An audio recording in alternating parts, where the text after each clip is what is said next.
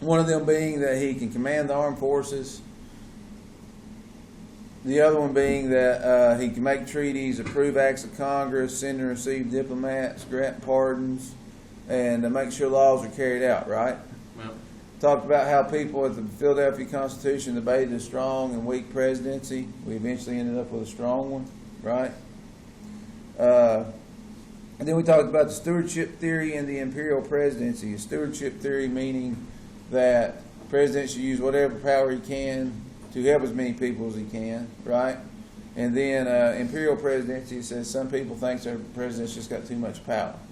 So that's kind of where we're at with this. Today, we're going to start talking about just basically the executive powers, like executing the law, the ordinance power, the appointment power, the removal power, things that the president has. You have that in front of you on your notes. So I'm basically just going to go through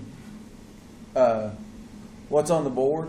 This is pretty simple stuff. Hopefully it makes sense. And then we'll move on to something else, okay?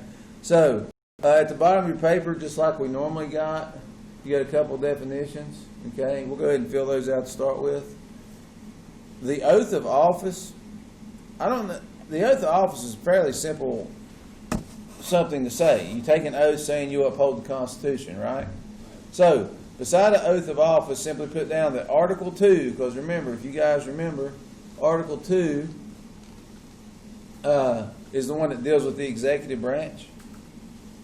Put down that Article 2 of the Constitution says the president must take an oath of office before he takes office. So they have to do this. If it's presidential elect or if it's a vice president taking over, they have to take so what are we writing now? the oath of office. Then Article 2 of the Constitution says that the president must take an oath of office on the day that he takes office. If he doesn't take the oath, then it's like it didn't happen. Article 2 says The president has to take an oath of office. the president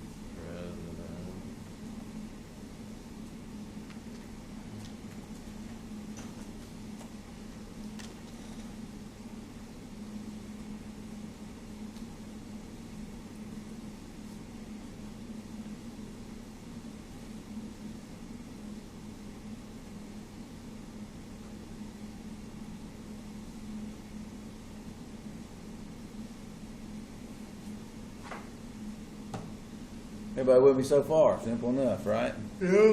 Then the next definition you have down there is called an executive order. Okay? If you notice on the board, it says it's a directive, a rule, or a regulation issued by the president that has the force of law.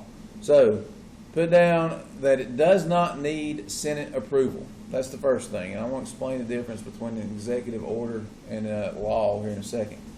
But beside of executive order, put down it does not need Senate approval, but has the force of law.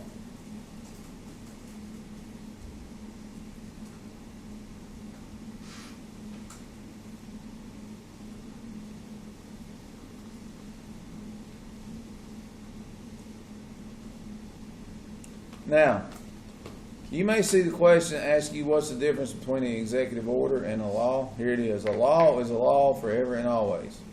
If Congress passes it and the president signs it, that law will be there forever. Y'all with me? Yeah. They may make subtle changes to it, but that type of law will be in place forever. Y'all got me? An executive order happens when a president cannot get Congress to approve something, so he goes ahead and does it anyway. But then once a new president takes over, they can remove that executive order if they want to. You guys with me? A good example of this is Obamacare. President Obama tried to get his Health Care Act pushed through Congress. You guys remember? They didn't pass it. Why was that? They just didn't like it with the majority. And I think it was a Republican Congress mostly. But they didn't pass it, so he made it an executive order. Okay? So that executive order had to stay in place the entire time that President Obama was in office. Y'all with me? Now, once he left office and President Trump took over, President Trump removed it because he could. That's why you guys don't have to have Obamacare, because he removed that. You guys got me? So a law is a law. An executive order is exactly like a law, but it's only in effect while that president is in office. Y'all got me? All right. And then at the top here, you got a chart talking about the executing the law, the ordinance power, the appointment power, the removal power. And then in the middle there, it's got something called implied and expressed. And then the last part, it says gives the president power to do what? So, first thing we're going to do before we go over any of this is I'm going to talk to you guys about what implied and expressed means. Okay? Very simple. An expressed power, guys, is one that is written in the Constitution. You guys with me there? Means it is literally written down. Y'all got it? Mm-hmm. And implied power is something that is not written in the Constitution. It's used to help carry out an express power. It's kind of like the little things you add on to make sure you can get it. Because, guys, the Constitution was written in 1776. We've got more problems now than what we did in 1776, right? If we try to add all that to the Constitution, it'd take years. So express means that it's actually written down. Implied means it is not written, but it's used to help carry out an express power. Okay? So, when it comes to ordinance power, it's the authority to issue executive orders. Obviously, the president's the only one that has it. Executive privilege is the right claimed by some presidents that allows them to refuse to provide certain information to Congress or the federal courts. If you guys have noticed, President Trump's what is everybody wanting him to turn over to him? His what?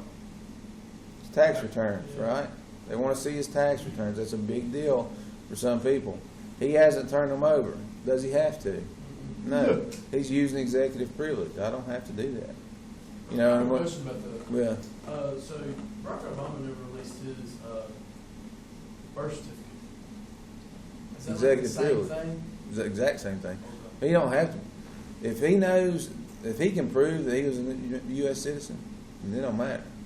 You know what I'm saying? That they got proof of it, he's good to go. I remember that was a big Yeah, it's a thing. big deal. Trump's is his tax return. You know, same concept. They use executive privilege simply because they can. Okay? They don't have to turn over certain things because they're the president of the United States. Is that fair? I don't know. But they do have a lot of things going on, so I'm okay with it. Y'all with me? Yeah. All right. So, what are the executive powers and how are they established? President, this is certain things he can do. He can interpret the law of the land and execute it. He issues executive orders, which is what we just talked about. He appoints many public officials. If you guys hadn't noticed, what are we trying to appoint right now in the Supreme Court? A new justice, right? We had a justice pass away a few weeks ago, or over a week ago, and it's the president's job to appoint someone to that office. And there's a big debate going on about that right now. The Republican Party obviously wants to nominate and get someone approved now in case President Trump does not win his election, right? The Democrats want to wait. They want to wait to see how the election plays out and hope that Joe Biden gets elected so they could possibly have one of his candidates put in there. Y'all see what I'm saying? Mm-hmm. So, if you guys remember, President Obama had the same situation. He actually appointed someone to the Supreme Court right before he left office, and they didn't allow it to happen because the Republicans wanted to see what happened during the election, and it worked out for the Republicans. So the Democrats were like, well, wait a minute, you done this to us 4 years ago, turnabout's fair play, right? So you got this bickering back and forth. But the president has the ability to appoint officials. He also has the ability to remove appointed officials. And he doesn't necessarily have that ability, Congress does, but he can persuade them, say, hey, this guy needs to go. He can remove his cabinet. Y'all with me? Anybody in his cabinet, he can hire and fire anybody that he's appointed to that. And it says these powers come from the Constitution and acts of Congress. Okay? So, the first one we're going to deal with, if you look at the top of your paper, it says executing the law.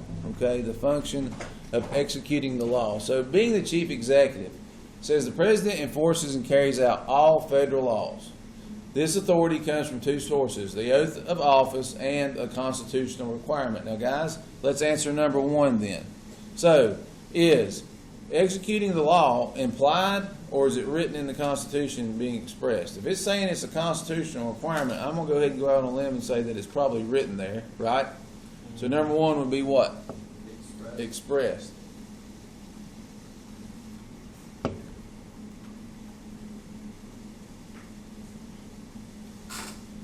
It says that the oath of office requires the president to faithfully execute the office of the president and to protect and defend the Constitution.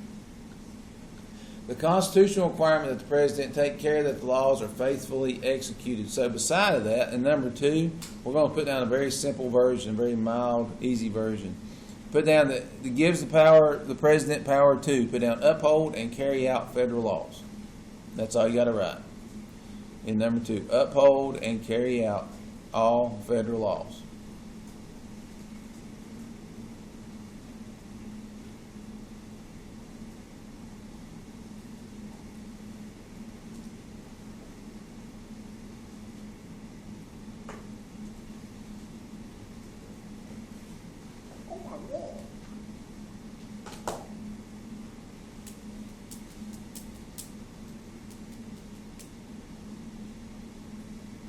Yo, Titus.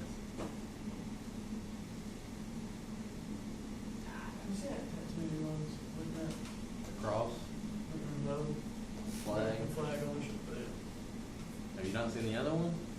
the cross. Yeah. All right, so far so good. Is everybody with me? All right, the next one we got here is called the ordinance power. Now, it says the president can issue executive orders. We've already talked about what an executive order is. It says rules and regulations that have the force of law. This is called the ordinance power. It says the president must have this authority in order to use some of the executive powers granted by the Constitution. It says in addition, Congress has delegated the authority to direct and regulate many legislative policies and programs to the president and to the executive branch. So, let's just look at number 3 here, the ordinance power. Do you think there's anything written in the Constitution about him making something that has the same force as law? What do y'all think? Yes. 1776. You think we were worried about executive orders? Think about it. No. Probably not. So number 3 is implied. The ordinance power is an implied power, meaning it's just used to help carry out a certain type of express power.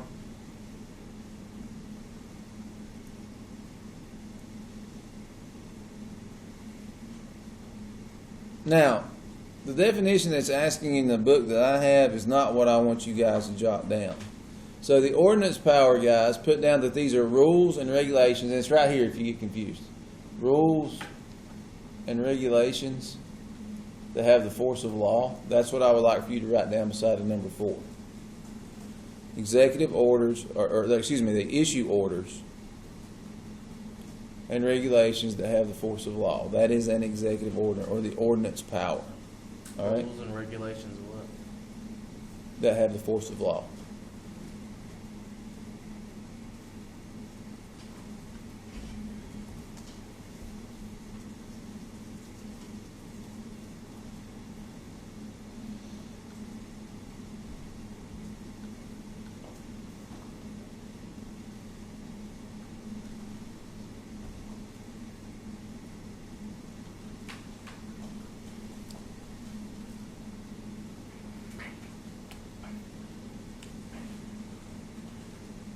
So far, so simple. Is this making sense? Zane says he's getting it, so I feel like everybody should be on course here, right? Okay. All right, the appointment power. Again, we talked just very sparingly about this. But do you think in the Constitution it's written that the president has the power to appoint certain people?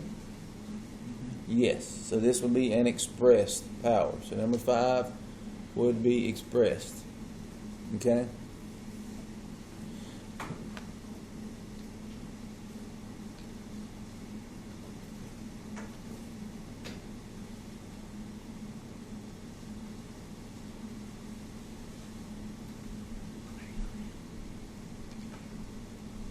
All right. As we look at number 6, it says it gives the president the power to do what? So basically, guys, if you look at the smart board, the president gets to appoint top-ranking officials. Now, guys, it makes sense. When it comes to his cabinet members or his top aides, he's going to want people around him that he can trust, right? So he's going to appoint people to those positions that he knows that he can trust, and they'll help carry out whatever his job is, okay? So in number 6, we're just going to write down what's in red up there, okay? So the president gets to appoint cabinet members. He also gets to appoint ambassadors to other countries. You don't have to put down the independent agencies one. Don't worry about the one in the middle there.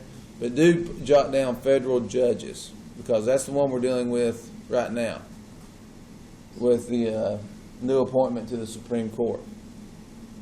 So he appoints cabinet members, his ambassadors, federal judges, and then lastly, all officers in the U.S. Armed Forces.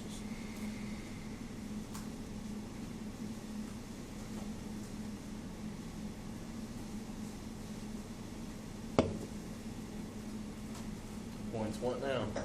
It's on the board thing. Cabinet members, ambassadors, federal judges, and U.S. Armed Forces officers. Now, there is a catch to this. Just because he gets to appoint them, does that mean they have that job? No. Technically, yes, but they still have to go through a process of getting approved. Does anybody know who has to approve any type of presidential appointment? That would be the Senate.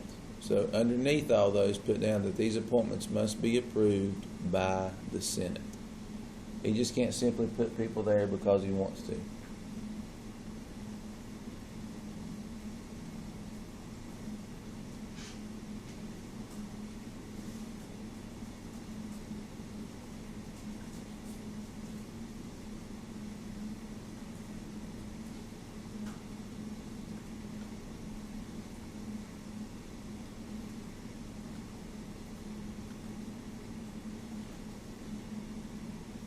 You said we didn't have to do the middle one? Yeah, don't worry about independent agencies. Just cabinet members, ambassadors, federal judges, and officers in the armed forces, like generals, things of that nature.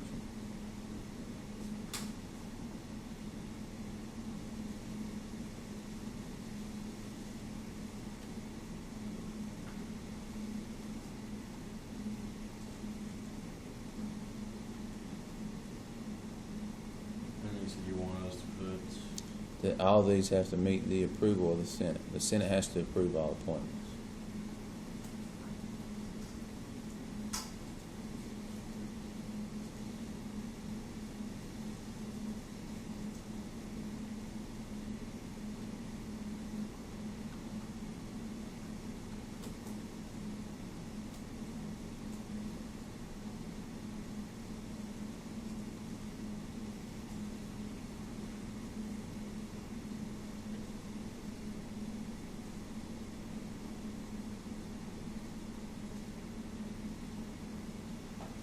So far, so good. Y'all with me?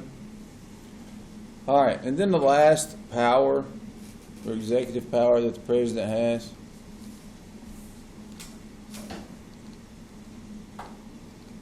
is the removal power. Okay?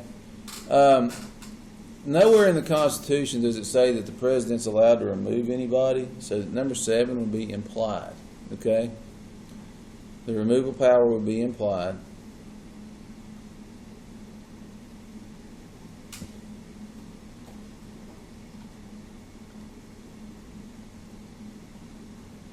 And it says that the president can basically remove any person that he or she has appointed. So put down, they can remove any person they have appointed. But there is one exception to that rule. Does anybody know what that exception is? Of all the people you just wrote down that the president can appoint, which one can they not remove from office? president. I'm talking about what the president approves or appoints. All those appointments, who can he not remove? There's only one. Vice President. I'm sorry? No, think about it. In number 6 up here, we wrote down that he gets to appoint his cabinet members, he gets to appoint ambassadors, he gets to appoint federal judges, and he gets to appoint generals in the U.S. Army, military, right? Of those that we wrote down, he can remove any of them. President Trump has removed a bunch of his cabinet top officers. He's got rid of them because they haven't done what he wanted them to do or whatever happened, right? But there is one in that group that he cannot remove at all. Does anybody know which one that may be? The judges. Once you are appointed as a judge to the Supreme Court, you are appointed for life. And the reason that they do that, and this is important to understand, once they are appointed, like for example, if President Trump gets to appoint another individual to the Supreme Court, that person is going to have a conservative way of thinking. They're going to have a Republican mindset. Y'all got me? Because why would he pick them if they didn't, right? Now, once they go into office, once they start in the Supreme Court, let's say that Joe Biden wins this election. Joe Biden then in turn cannot remove that individual from the Supreme Court. The reason being is they want those judges to be free of what they call executive control. They don't want them to feel obligated to the president that put them in office. They want them to make decisions based on their opinion. Y'all got it? So they are appointed for life. So beside of that, put down that they can remove any person that they appoint except federal judges. Okay? They cannot remove them. The only way you get removed as a federal judge is if you retire, if you do something that violates the Constitution, you resign, or if what happened recently, you pass away. Yeah.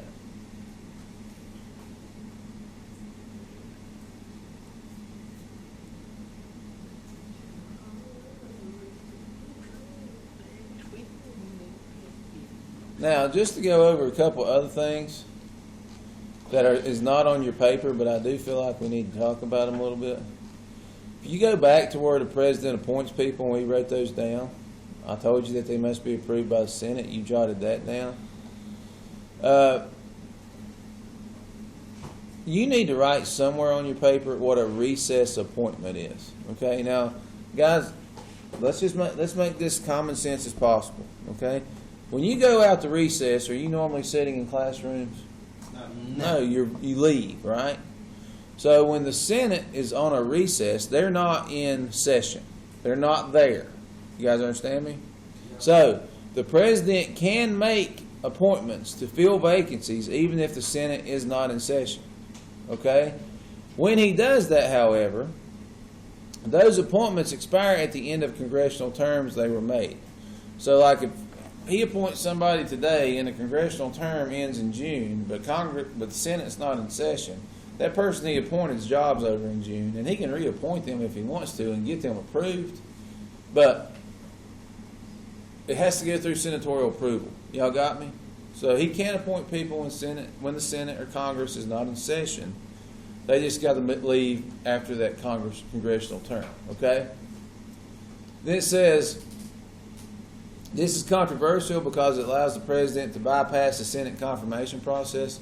Yeah, it does. So the Senate's got to be pretty up to speed on when things are going on. Like, for example, if they weren't in session right now, don't you think President Trump would have tried to push his candidate or his pick to the Supreme Court through without senatorial approval? I'm sure he would have, right? So, it's kind of fuzzy how people think of that, but they do want them to have Senate confirmation, okay? And then basically, guys, it just takes a simple majority. They send it, the president nominates them, the Senate debates on it, the Senate committee examines them. If they get 51 or more votes, they get the appointee, okay? So basically, guys, that is the 4 powers that the president have suggested under the Constitution, and sometimes how it's implied with the Constitution. The very last thing is I want you to jot down, as we define this, or I told you about this, but I wish I'd have put it down as a definition. So at the bottom of the paper where you have a little bit of extra space, underneath number 10, write down executive privilege, please. Now, again, and I need you to know this definition. It's up at the top. I'll show it to you. The executive privilege, guys, right here, is rights claimed that some presidents that allow them to refuse to provide information. Okay, so just put down that presidents can refuse to provide certain information to Congress. That's executive privilege. They don't have to provide certain information to Congress.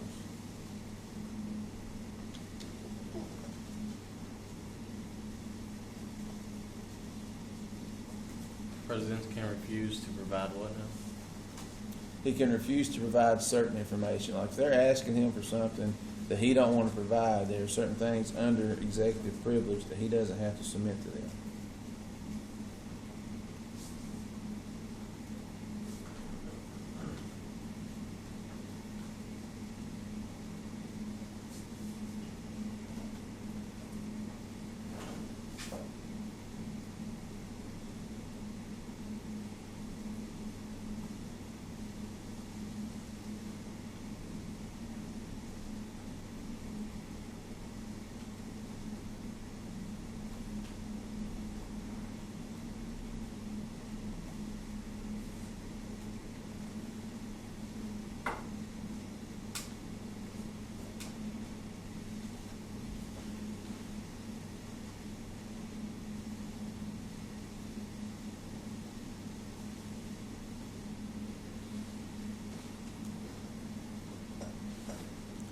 All right, so let's scroll back down here to the bottom and be done with this as far as the notes go.